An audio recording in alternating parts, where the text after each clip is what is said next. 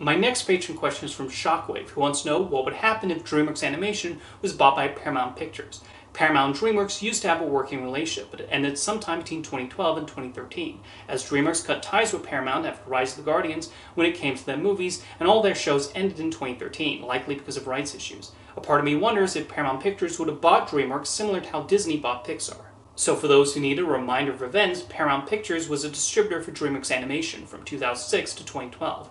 DWA then signed a distribution deal with 20th Century Fox, which lasted until 2017. In 2016, the studio was acquired by Universal Pictures, which has released that film starting with How to Train Your Dragon: The Hidden World.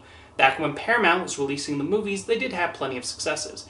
However, inspired by how well received Rango was, Paramount CEO Brad Grey decided to start Paramount Animation in 2011 as a way for them to produce their own animated films, although they technically already were through Nickelodeon movies, most of which were based on their television series. Nonetheless, that was the plan, and while there was an option to renew their deal with DreamWorks, Jeffrey Katzenberg decided to sign on with Fox instead, while their television series would be released by Netflix. While it's mostly a different regime now, I wonder if Paramount looks back with regret that they did not propose buying DWA. After all, Paramount Animation has had very few successes since its formation.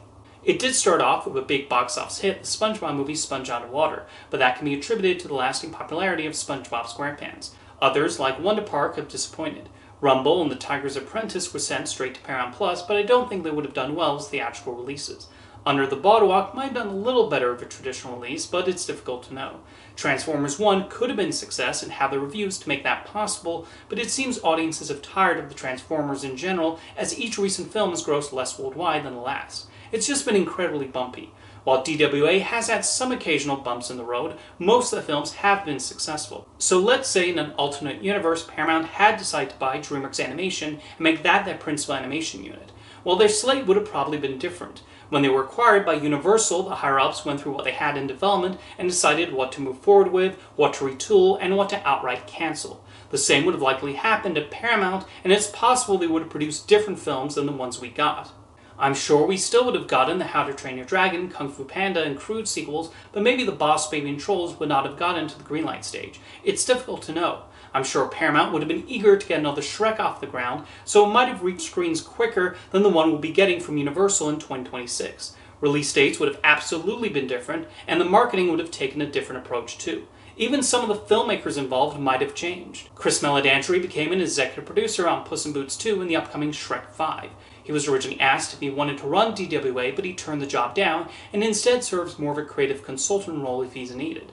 Meledandri works exclusively for Universal, so a Paramount-owned DWA would not have gotten his input on those projects. Maybe some of the Paramount Animation movies would have been developed by the team at DWA instead, like Rumble and Under the Boardwalk.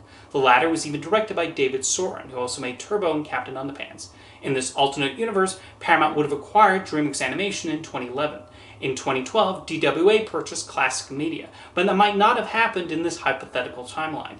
As a result, shows like She-Ra and the Princess of Power and Harvey Girls Forever, which were based on properties owned by Classic Media, would probably not exist. Of course, Paramount is about to undergo a major change soon, as they're currently in the middle of a potential merger with Skydance Media, which is looking more likely by the day. Skydance has their own animation unit currently run by John Lasseter, and in their statement announcing their intent to merge with Paramount, Skydance said he would play a major role in Paramount's animation operations. So if Paramount had bought DreamWorks Animation, we would have been looking at a future where John Lasseter would ironically have a say in the films produced by DWA.